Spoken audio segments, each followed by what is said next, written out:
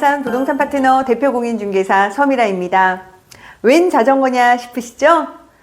제가 블로그나 유튜브를 운영하면서 저희는 되도록이면 직접 찍은 사진과 영상을 사용하고 있습니다.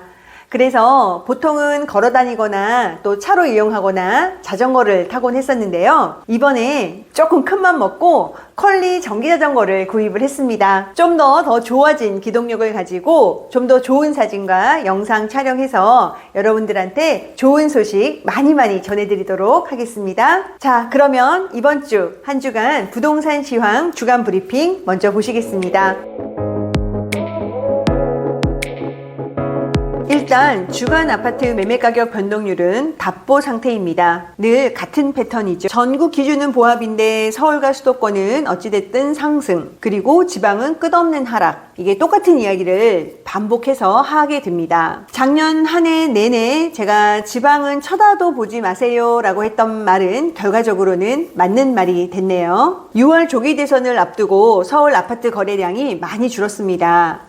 사실 정치적 불확실성보다는 토호제 재지정 효과가 더 컸다고 봐지는데요. 상승과 하락에는 모두 이유를 갖다 붙이기 나름인데 토호제 해제로 서울 주요 지역이 워낙 단기간에 급등을 하다 보니까 이참에는 좀 더 쉬어가자라는 분위기 또한 있다고 보여집니다. 부동산 플랫폼 다방에서는 토호제 재지정에 따른 아파트 매매 거래량 분석을 내놨습니다. 확실히 거래량이 뚝 끊긴 것이 한눈에 드러나는데요. 서울 아파트 거래량이 한 달 새에 약 67%나 줄었고 특히 강남 3구와 용산구 등 토호제 지역은 90% 넘게 급감한 것으로 조사되었습니다. 서울에서는 강남 3구 중에 서초구만 빼고 강남구와 송파구의 상승세가 꺾였습니다. 지난주에도 제가 서울 주요 지역에 임장을 다녀왔는데요. 토호제 지역을 제외한 서울 중상위권 단지들은 단지 거래량은 좀 줄었을 뿐 호가라든지 실거래가가 약간은 오른 것으로 파악이 되고 있습니다. 구체적으로는 재건축 기대감이 있는 목동이나 여의도는 말할 것도 없고 성동구, 마포구, 또 강동구와 동작구까지 괜찮은 매물을 구하기는 좀 어려워 보였습니다. 다만 서울 외곽 지역은 좀 달랐습니다. 제가 구체적인 지명을 언급드리지 않아도 어딘지는 다 아실 거라고 생각합니다. 국회와 대통령실 이전 호재로 지난 한 2-3주 동안 뜨거웠던 세종시는 서울 강남 3구보다도 상승률을 더 높게 기록을 하고 있었지만 상승세가 이어는 졌지만 한풀 꺾인 모습입니다. 집은 주식과는 달라서 이런 테마성 호재로 진입을 하시면 안 된다라고 말씀을 드렸는데요. 매수 후에 일시적인 평가 이익을 가져갈 수는 있어도 팔기까지 오랜 시간이 걸리기 때문입니다. 최근 뉴스 토마토에서 부동산 시장 전문가 10명을 대상으로 대선 이후의 부동산 시장 전망을 보도했는데요.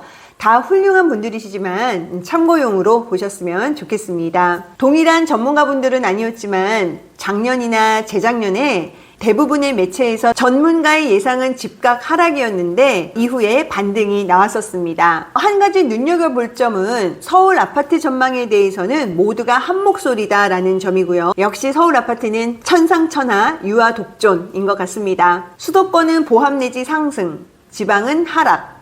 이런 전체적인 큰 틀은 대동소이합니다. 다산 신도시 아파트 소식으로 가보겠습니다. 지난 2주 동안 다산 신도시에서 연일 거래 소식이 들려왔고요. 지난 한 주도 또한 여러 건의 거래 소식이 확인되고 있습니다. 먼저 다산 신도시 진건지구 중심에서 약간 우측에 위치를 하고 있는 이편한 세상 다산의 84 B타입 거래 소식입니다. 중층 물건이었고요. 8억 6천 호가에서 약간 조정이 돼서 거래가 된 것으로 예상하고 있습니다. 그리고 현재 이편한 세상 다산에는 B타입, C타입으로는 8억 중반대에 괜찮은 매물들이 있으니 주목해 보실만 하고요.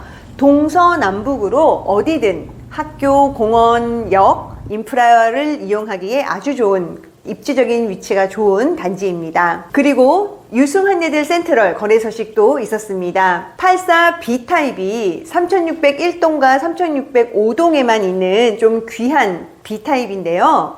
84 B타입 고층이 8억 5천 호가에 그대로 거래가 됐다는 소식입니다. 브랜드 네임이나 세대수가 약간 아쉽지만 이것을 훨씬 상쇄시키고도 남을 좋은 입지와 평면으로 꾸준히 인기가 많은 단지입니다.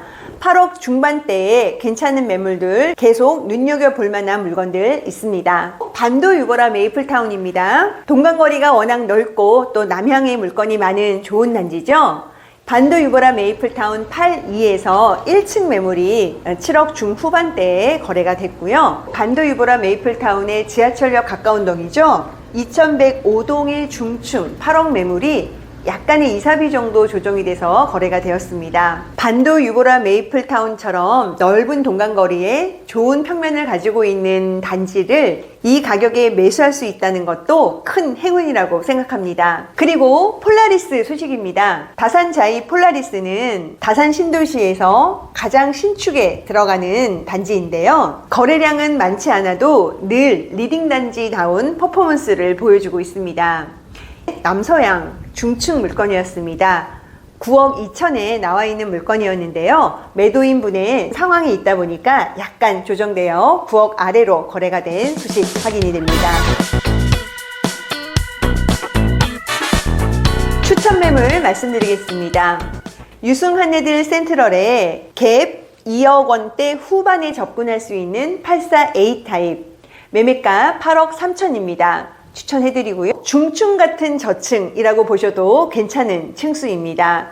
그리고 같은 단지에 저층이긴 하지만 신형 에어컨과 도배가 싹 되어 있는 입주 가능한 8억 3천 매물도 추천드립니다. 이 편의 세상 자이에는 74 타입의 8억 2천 매물 추천드리는데요. 6월 중순 이후로 입주 날짜 협의 가능한 매물이 있고요. 지금 말씀드린 것처럼 4월 중순 이후 다산 신도시 아파트의 거래량이 부쩍 늘어나고 있습니다. 원인이 뭘까요? 토호제 재지정이나 조기 대선, 그리고 스트레스 DSR 3단계 시행 등 악재가 가득한데 말이죠. 정답은 가성비에 있다고 생각합니다. 가성비.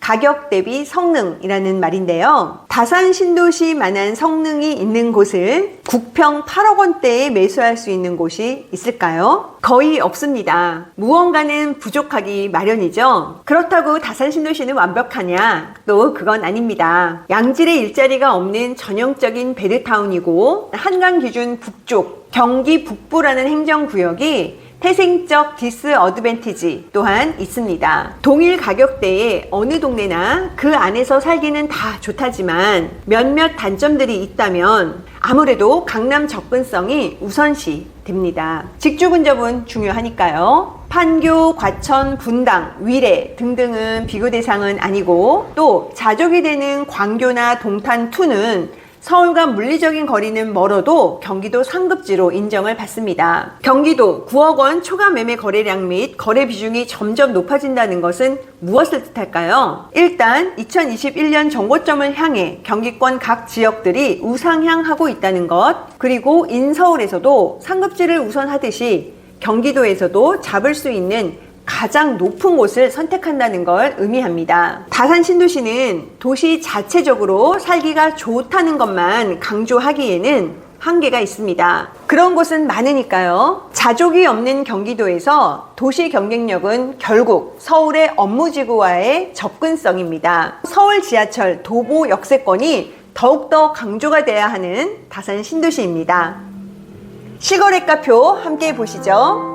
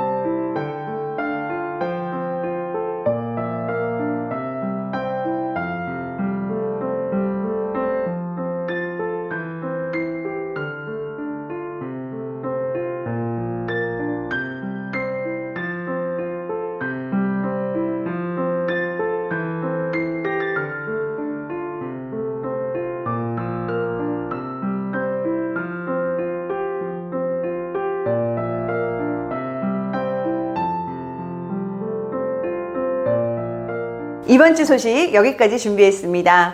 가정의 달 5월을 맞아서요. 가족분들하고 좋은 시간 많이들 보내시고 건강하게 지내시다가 다음 주에 또 뵙겠습니다. 감사합니다.